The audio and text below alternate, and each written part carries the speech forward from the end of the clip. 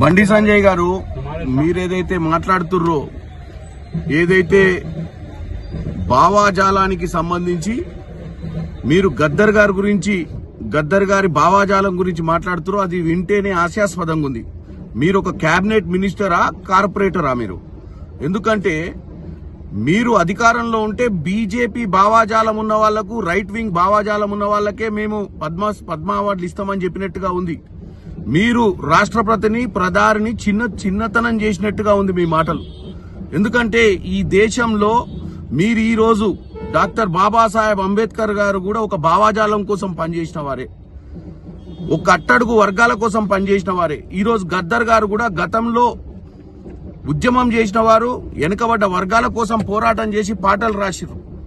మధ్యన మీరు parade ground లో పెడితే మీ నరేంద్ర మోడీ గారి దగ్గరకు కూడా వచ్చిన విషయాన్ని మీరు మర్చిపోయినట్టు.